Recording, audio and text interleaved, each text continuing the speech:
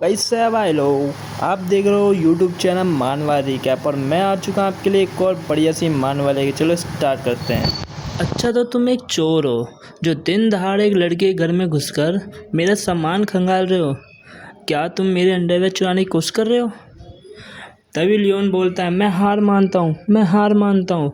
लोगों पर बंदूक तानना बहुत खतरनाक है, लेकिन तभी लियोन से बहुत खतरनाक तरीके से देखता है और सीधा उसके हाथ में एक पैर मारता है और बंदूक को ऊपर उड़ा देता है और तुरंत उस बंदूक को उसे छीन के उस पर तान देता है और कहता है, यकीन है तुम्हारी बंदूक खाली है।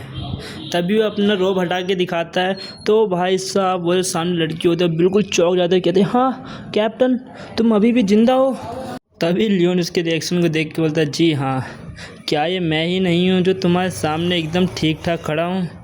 तभी रिविका जोर जोर से रोने लगती है और बोलती है, कैप्टन वो क्या मैं सपना देख रही हूँ? और इतना बोल के वो लियोन के ऊपर कूदने वाली है। तभी लियोन उसे वहीं रोक देता है, एक हाथ से बोलता है, रुको पहले शांत हो जाओ। तभी रिविका उससे पूछती है, कैप्टन क्या मैं तुम्हारी जांघों में गोली मार सकती हूँ? अगर तुम दर्द से चीखते हो तो इसका मतलब है ये सपना नहीं है। लियोन घबराते बोला, दिन दहाड़े तुम क्या सपना देख रही हो? अगर ऐसा है इसे साबित करना चाहते हो तो क्या ना तुम अपने पैर में गोली मार लो। तभी रिविका बोलती है, मैं आखिरकार तुम्हें मौत के मुंह से वापस आते देखा है, तुम मुझे गले क्यों नहीं लगान दे रहे हो? तभी लियोन उससे बोलता है, अब हालात बदल गए हैं रिविका, आखिरकार मैंने दूसरे परिवार में शादी कर ली है। तभी रिविका कहती है, हाँ, जिन 3 सालों तक तुम्हारे बारे में कुछ पता नहीं था, तब से साम्राज्य के हालात सच में बहुत बदल गए हैं। अगर पेट्रोल करने वालों को पता चला कि मैं साम्राज्य के एक गद्दार को अपने घर में छिपा रखा है तो मुझे मौत की सज़ा मिल जाएगी। तभी लियोन उससे कहता है, क्या तुम्हें लगता है मैं साम्राज्य का गद्दार हूँ? रिविका, बिल्कुल नहीं। इसके उल्टा जब उन्होंने तुम्हें गद्दार कहा तो सबसे पहले मैंने ही इसका विरोध किया था।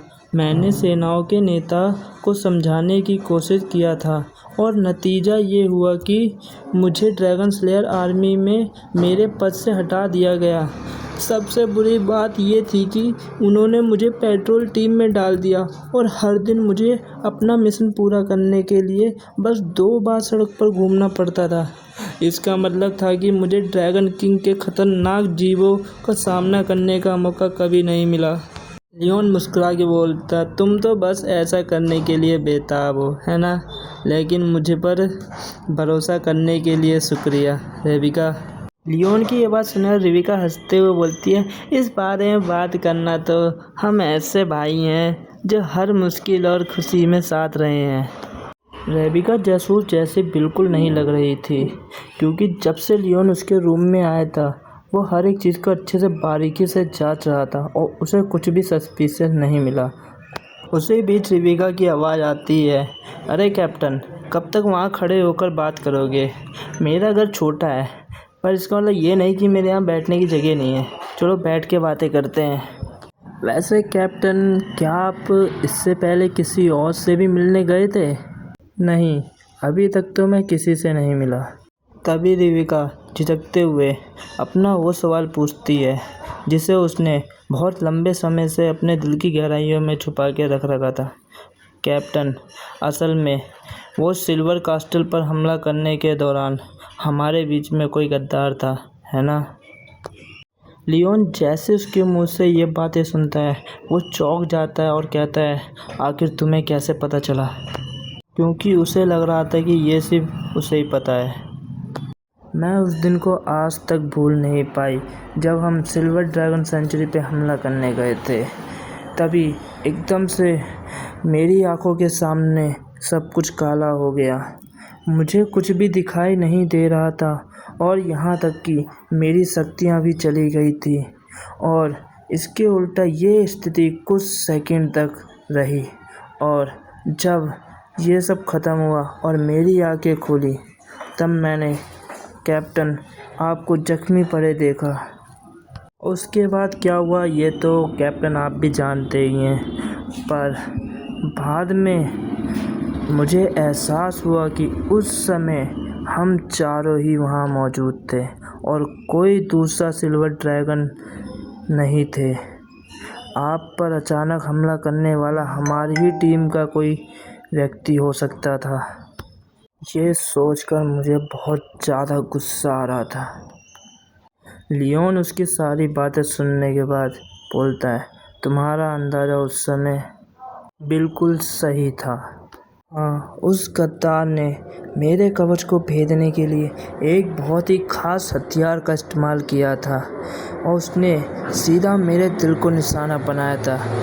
पर यह एक चमत्कार ही है कि मैं अभी भी तुम्हारे सामने जिंदा हूँ। तभी रेबिका पूछती है, क्या वो विक्टर या मार्टिन है? मुझे अभी पक्का नहीं पता।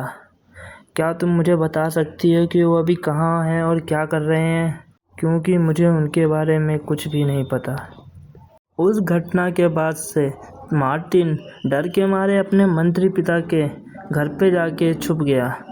पर सुनने में ऐसा आया है कि उसके अपने घर में उसकी सौतेली माँ उसे हर वक्त उल्टा सीधा कहती रहती है और सुनाती रहती हैं। और रही बात विक्टर की, तो वो को कमांडर होने के वजह से उस घटना का सारा इल्ज़ाम उसके ऊपर लगा दिया गया और उसे ड्रैगन स्लेयर की सेना से निकाल दिया गया और अब वो किसी सराय में गायक के रूप में काम करता है। कैप्टन, अगर आप इन दोनों में से किसी एक को चुनने वाले हैं तो मेरा सुझाव है कि आप दोनों को ही मार दें, क्योंकि मेरा मानना है एक गुनहगार को सज़ा मिलने के लिए भले चाहे निर्दोष को मार दो, पर गुनहगार बचना नहीं चाहिए। वैसे कैप्टन, आप इन्हें जब मारने वाले हैं तो आपको हथियार चाहिए होंगे। मेरे पास यहाँ कुछ खास तो नहीं है, लेकिन मेरे पास बहुत सारी बंदूक है, जो मन करे ले लीजिए। नहीं शुक्रिया, अभी मुझे ज़रूरत नहीं है। रुको, तुम तो कह रही थी तुम्हारे पास ज़्यादा नहीं है, पर इसे देख के तो ऐसा लग रहा है जैसे किसी मिलिट्री बेस का शस्त्र गृह है। तुमने अपने घर में इतनी सारी बंदूकें रख रखी हैं, तुम तो अलग ही लेवल की हो। वैसे इस बार मेरे साम्राज्य में आने के दो कारण हैं। पहला, अपने मास्टर का पता लगाना, दूसरा उस गद्दार को ढूंढना। वैसे रेबिका, क्या तुम्हें मेरे मास्टर के बारे में कुछ जानकारी है? और लियोन उसे पोस्टर दिखाता है। रेबिका, अंकल टाइगर, रुको, 1 साल पहले साम्राज्य में उनकी कुछ अफवाहें उड़ी थी कि उन्होंने शाही रक्षकों की गर्दन काट के उनके शवों को काट करके साम्राज्य की दीवारों पर लटका दिया था। और यहाँ तक कि ये खबर अखबारों में भी छपी थी, इसलिए इस बारे में पूरे साम्राज्य को पता है। रुको, पर ये स्टाइल तो मेरे मास्टर का नहीं है। आखिर किसने मारा होगा उन्हें? रुको, मेरे पास अभी भी न्यूज़पेपर पड़े होंगे, अभी निकालते ढूंढ गए। कहाँ है? मिल गए। ये देखो, जिसे सबसे पहले मारा गया था वो कसिनो का ओनर था, जिसे बहुत बुरी तरह मार के सीवर में डाल दिया था। और दूसरा ओनर था मॉरिस रो का, जिसे मारा गया था और बताया गया था ड्रैगन स्लेयर के एक रिटायर्ड आदमी ने मारा है। और तीसरा, वो फार्मेसी इंडस्ट्री का मैनेजर था, उसे कवच पे मरा हुआ पाया गया था। और सबको लगता है कि इन सबको तुम्हारे मास्टर ने मारा है। रुको एक सेकंड, ये सभी तो साम्राज्य के सारे गलत काम करने वाले लोग हैं। और इतना ही नहीं, इन सब में एक बात सामान्य है, ये सभी शाही परिवार से हैं। इसके उल्टा मेरे मास्टर को 1 साल पहले ही वंचित घोषित किया गया था, पर जब वो रोसवाइस से मिलने उसके बाद शायद से वो मुझे देशद्रोही के आरोप से मुक्त कराने के उद्देश्य से वापस साम्राज्य में आए होंगे। और शायद से वो साम्राज्य में इस बात के लिए गए होंगे मदद मांगने, पर साम्राज्य ने मेरी मदद करने के लिए उनसे इनकार कर दिया होगा। इसीलिए मेरे मास्टर के पास स्वर्ग की ओर से काम करने की इस तरीके को अपनाने के अलावा कोई विकल्प नहीं बचा। रुको, मुझे लगता है कि अंकल टाइगर का अगला निशाना शायद ये पादरी हो सकता है, क्योंकि इसने हाल ही में अखबार में अंकल टाइगर के खिलाफ एक अपमानजनक लेख प्रकाशित किया है। जैसे फादर पैट्रिक ने सार्वजनिक रूप से मरे गए टाइगर की निंदा की, वह शैतान की कठपुतली है। लेकिन अफवाहें फैल रही हैं कि ये जो पादरी है वह वास्तव में एक विकृत मानसिकता वाला व्यक्ति है जो यौन शोषण का आनंद लेता था और वह तस्करी में भी शामिल था। और मुझे लगता है कि ये अंकल के लिए एक जाल बिछाया गया है जो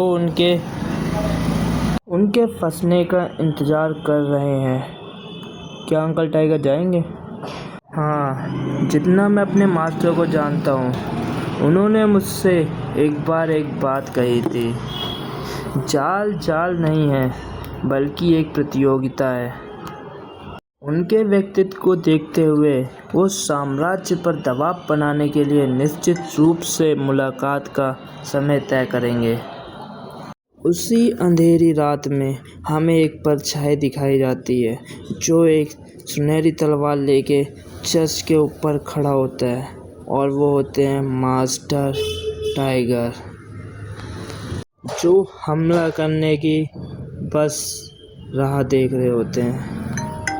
hello guys, thank you for watching my full video. और वीडियो अच्छी लगी तो चैनल सब्सक्राइब कर देना, वीडियो लाइक कर देना। इसका नेक्स्ट चैप्टर आते साथ ही मैं अपलोड कर दूंगा। मिलते हैं नेक्स्ट वीडियो में।